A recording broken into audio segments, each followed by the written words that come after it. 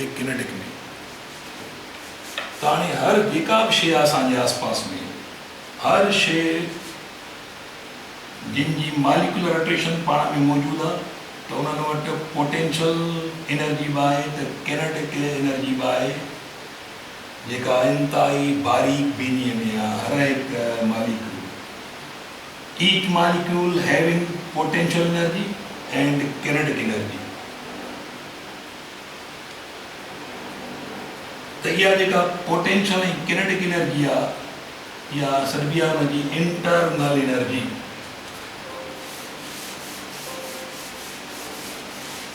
Internal energy, internal energy.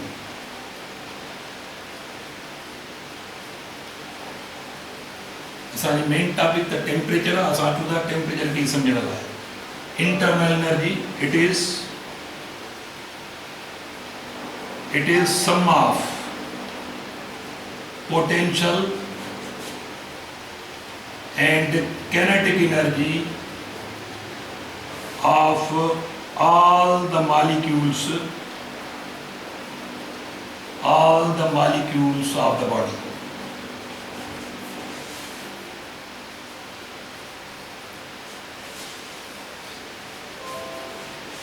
Internal energy, it is sum of potential energy and kinetic energy of all the molecules of the body. Actually, जेकॾहिं transition ना आहे, molecule पंहिंजे पंहिंजे जॻह ते move करे रहिया आहिनि, ट्रांजिशन ना आहे, त पोइ हिन सॼी बॉडीअ वटि पंहिंजी इंटरनल एनर्जी मौजूदु आहे, पर हुन वटि हीट कान्हे का। वरी बि हीट तॾहिं थींदी जॾहिं या त मालिकुलर मोशन हिननि जो लूज़ थिए या त वधे। जेकॾहिं लूज़ थी रहियो आहे, मतिलबु आहे त हिननि जो मालिकुलर मोशन जेको आहे उहो शिफ्ट थी रहियो आहे की ॿी बॉडी में। पर जेकॾहिं मालिकुलर मोशन इंक्रीज़ थी रहियो आहे, इन जो मतिलबु आहे त हिन सां थर्मल कॉन्टेक्ट में सराउंडिंग में का शइ आहे जितां हीअ एनर्जी गेन करे रही आहे, माना हीट वठी रही आहे। पर जेकॾहिं हीअ बॉडी न को हीट गेन थी करे, न कोई वरी हीट ट्रांसफर थी करे, त इन जो मतिलबु आहे त हिन बॉडी में हीट न आहे। हाणे हीअ आइसोलेटेड बॉडी आहे, हिन सां थर्मल कॉन्टेक्ट में का बि शइ न आहे, त पोइ हिन जे सभिनी मालिक्यूल वटि जेका एनर्जी आहे हुनखे छा सॾिबो? हुनखे सॾिबो इंटरनल एनर्जी आहे। हिन बॉडी वटि इंटरनल एनर्जी आहे। पर सुवाल आहे त छा हिन बॉडीअ वटि टेम्परेचर बि आहे? त हाणे टेम्परेचर छा आहे? टेम्परेचर वरी मां यादि रखे छॾियो त जेतिरो ही मालिक्यूल पंहिंजे मीन पोजिशन ते हाई एम्पलीट्यूड ते हूंदा, त हुन वटि एवरेज किनेटिक एनर्जी पोइ वधीक आहे। हाणे मिसाल, हिकिड़ी नंढी बॉडी आहे,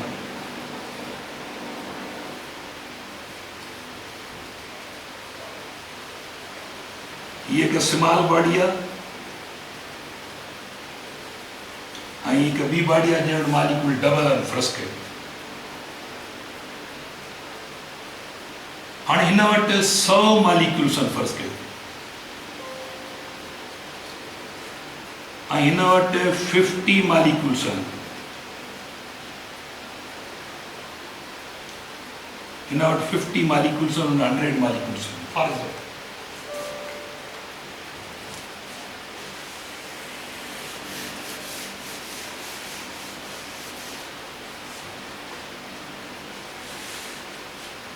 हंड्रेड मालिक्यूल हिन वटि फ़र्ज़ कयो, वरी हिकु हिकु मालिक्यूल वटि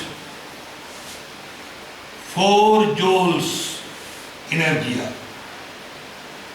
त टोटल एनर्जी हिन वटि थी वञी 400 joules.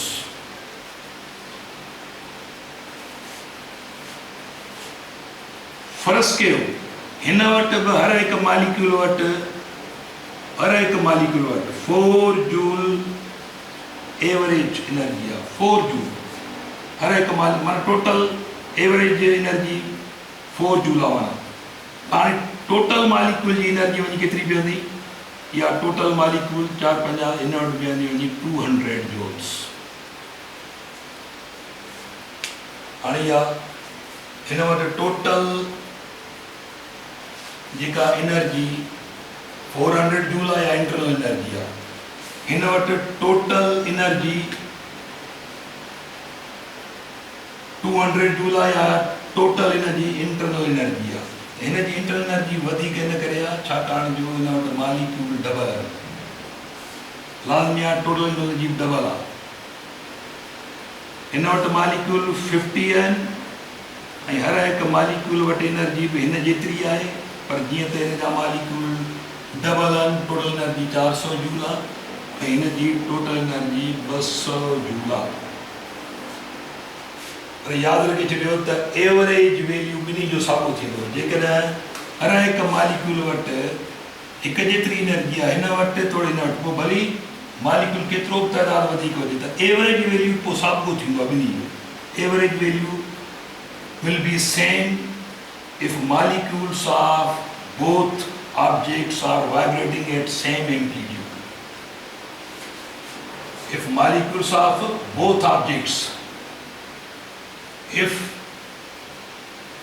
molecules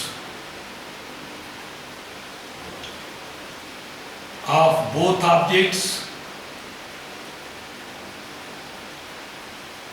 having same amplitude of vibration,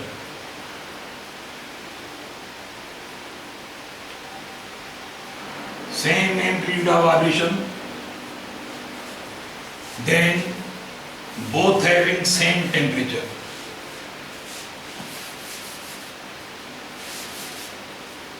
then both bodies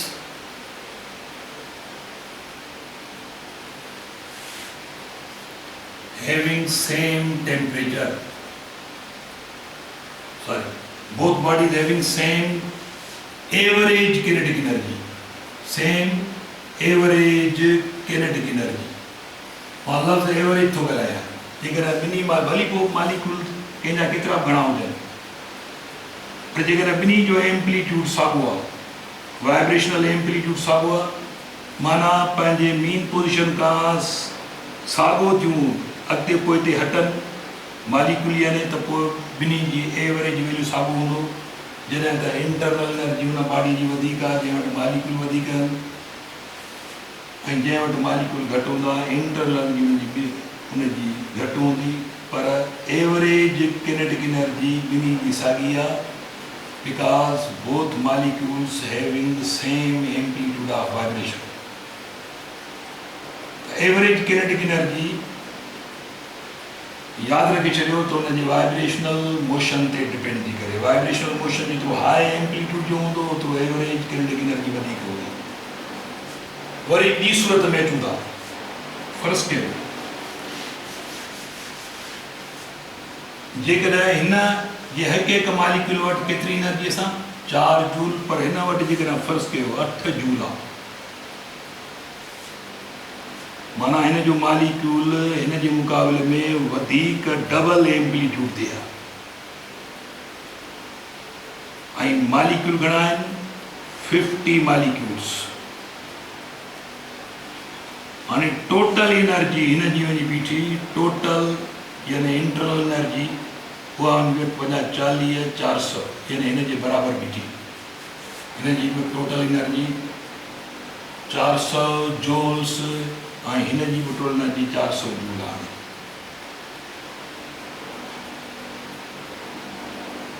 हाणे हिन जी एनर्जी छो वधी वई? मालिक्यूल घटि आहिनि, मालिक्यूल वधीक आहिनि। हाणे हिन जो वाइब्रेशनल एम्पलीट्यूड घटि आहे, पर हिन जो डबल आहे, त हिन जी इंटरनल एनर्जी बि यादि रखी छॾियो हाणे हिन जे बराबरि थी वई। जॾहिं त किनेटिक एनर्जी एवरेज हिन जी वधी वई, हिन जी किनेटिक एनर्जी एवरेज वधी विया, हीअ वधीक हाई एम्पलीट्यूड ते आहे, पर हीअ मालिक्यूल लो एम्पलीट्यूड ते आहे। इंटरनल एनर्जी ॿिन्ही जी साॻी आहे।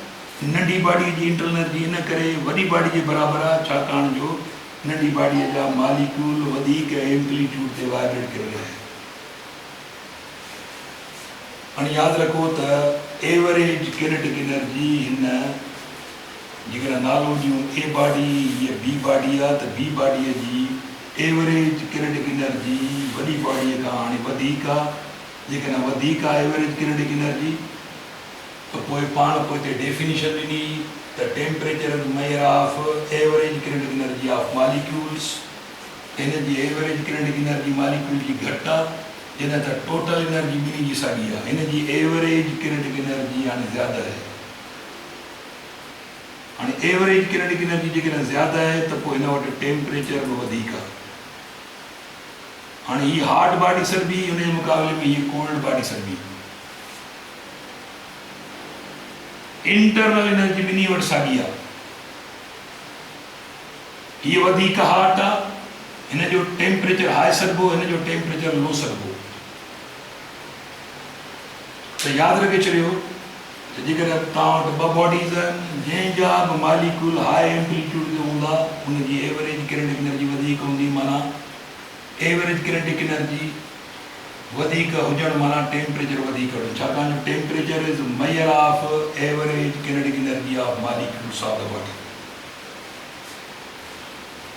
हाणे कंपेरिज़न में हीअ हॉट बॉडी सर्वी, हीअ कोल्ड बॉडी सर्वी। हॉट कोल्ड बि इस्तेमालु थींदो आहे टर्म जॾहिं ॿ बॉडीज़ हुजनि कंपेरिज़न में। हीअ जेकॾहिं अकेली बॉडी आहे त असां नथा अची सघूं त हीअ हॉट आहे। हॉट आहे त कंहिंजे मुक़ाबले में हॉट आहे, ज़ाहिर हुन भरिसां का कोल्ड बॉडी हूंदी। असां नथा चई सघूं हिकिड़ी बॉडी कोल्ड बॉडी आहे, कोल्ड आहे त कंहिंजे मुक़ाबले में कोल्ड आहे। त हाणे जेकॾहिं हीअ बॉडी अलॻि थियल आहे, सराउंडिंग सां हिन जो को तालुक़ु न आहे, त पोइ यादि रखे छॾियो हिन बॉडीअ में इंटरनल एनर्जी आहे, हिन बॉडीअ में एवरेज किनेटिक एनर्जी आहे माना टेम्परेचर आहे। ॿियो आहे केतिरी आहे एवरेज किनेटिक एनर्जी माना जलंदन में टेम्परेचर केतिरो आहे। पर जेकॾहिं मालिकुलर मोशन ट्रांज़िट न थी रहियो आहे, मालिकुलर मोशन वधी न रहियो आहे या घटिजी न रहियो आहे, जेकॾहिं घटिजी रहियो आहे त माना मालिकुलर मोशन के ॿी बॉडी ॾांहुं शिफ्ट थी रहियो आहे, कंडक्ट थी रहियो आहे, माना हीट फ्लो थी रही आहे। ऐं जेकॾहिं हिन जो मालिकुलर मोशन वधी रहियो आहे त माना सराउंडिंग मां हिन में हीट इन थी रही आहे, माना पोइ हीट जो टर्म इस्तेमालु कबो। पर जेकॾहिं आइसोलेटेड बॉडी आहे, हिन जो सराउंडिंग सां को बि तालुक़ु न आहे, त पोइ हिन जो मतिलबु इहो थियो त दिस बॉडी पर internal energy temperature but no heat. न को हीट हिन में आहे, न को हीट हिन में आहे। ऐं हीअ कोल्ड बॉडी आहे, हीअ हॉट बॉडी आहे, माना हिन जो टेम्परेचर हाई आहे, हिन जो टेम्परेचर लो आहे। हाणे फ़र्ज़ु कयो ॿिन्ही बॉडीज़ खे, हीअ हॉट बॉडी आहे, हिन जो मालिकुलर मोशन हाई एम्पलीट्यूड ते आहे, हिन जो लो एम्पलीट्यूड ते आहे। जेकर असां ॿिन्ही खे थर्मल कॉन्टेक्ट में था आणियूं, थर्मल कॉन्टेक्ट, त पोइ हिननि मालिक्यूल जी हरकत ट्रांज़िट थींदी, माना हीट फ्लो थींदी। त फ़र्ज़ु कयो त ॿई बॉडीज़ असां कॉन्टेक्ट में आणे छॾियूं त हाणे ही हाई एम्पलीट्यूड वारी जेका नंढी बॉडी आहे, हाणे हीट ट्रांसफर थींदी बॉडी ॿी खां बॉडी ए वटि जेका लार्ज बॉडी आहे। Because this is hot body, this is cold body, molecular motion always flows from hot to cold one. That is a natural phenomenon. Heat always flows from hot body to cold body. Heat flow थी रही है माना हिनन molecule जी actually internal energy ए body ना थी वञे, माना जेके तव्हां हीट चओ लफ्ज़ टर्म हीट, उहो छा थींदो कुझु वक़्त खां पोइ, कुझु वक़्त खां पोइ हिननि मालिक्यूल जी वाइब्रेशनल मोशन आहे, हिननि जो साॻियो थी वेंदो। साॻियो थी वञे त माना हीट ख़तमु थी वई। हीट ख़तमु थी वई माना थर्मल इक्विलिब्रियम कंडीशन आहे। पोइ थर्मल इक्विलिब्रियम पोजीशन जो मतिलबु आहे त हाणे ॿिन्ही बॉडीज़ जी बी जी ए जो टेम्परेचर सेम थी वियो। टेम्परेचर सेम थी वियो माना ॿिन्ही जी एवरेज किनेटिक एनर्जी साॻी थी वई, माना ॿिन्ही जो वाइब्रेशनल एम्पलीट्यूड साॻियो थी वियो। इहा अलॻि शइ आहे त लार्ज बॉडीअ जी को इंटरनल एनर्जी वधी वई ऐं जेका स्मॉल बॉडी हुनजी इंटरनल एनर्जी घटिजी। एक्चुअली हीट फ्लो थी बी का ए तरफ़, हार्ट का कोल्ड तरफ़।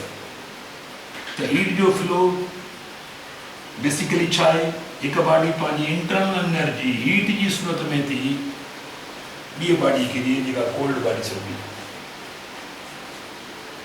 So this is idea about the heat and temperature. ताणी फर्स्ट के वठी करे तव्हां वटि एक अलग बॉडी आहे, बिल्कुलु अलग, जंहिंजो ताल्लुक सराउंडिंग सां फर्ज़ था कयूं कुझु बि न आहे। जेकॾहिं ही मालिक्यूल फर्ज़ था कयूं एब्सोल्यूट रेस्ट में आहिनि, बिल्कुलु ही पंहिंजे बिल्कुलु रेस्ट में आहिनि। जेकॾहिं रेस्ट में आहिनि त पोइ किनेटिक एनर्जी ख़बर आहे तव्हांखे हर की तवानाई आहे। जेकॾहिं ही मालिक्यूल बिल्कुलु रेस्ट में आहिनि त पोइ टेम्परेचर जो आइडियो ख़तमु, किनेटिक एनर्जी ज़ीरो आहे, पोइ टेम्परेचर बि न आहे, इंटरनल एनर्जी बि न आहे, हीट बि न आहे। पर फ़र्ज़ था कयूं जेकॾहिं ही मालिक्यूल हरकत में आहिनि पर उहा हरकत ॿिए हंधि ट्रांसफर नथी थिए, ट्रांज़िशन न आहे हरकत में, त पोइ हिन वटि एवरेज किनेटिक एनर्जी आहे। हुनजी मेजरमेंट खे टेम्परेचर था चऊं, माना हिन में टेम्परेचर आहे। जेकॾहिं ट्रांज़िशन मालिक्यूल जी न आहे त पोइ हीट न आहे। त now this body possesses temperature, internal energy but no heat. Okay, त बाबा हीउ लेक्चर असांजो हिते पूरो थियो। असां सुभाणे वरी फर्स्ट ईयर ऐं इंटर जे सेकंड लेक्चर सां शामिलु थींदासीं। अल्लाह हाफ़िज़।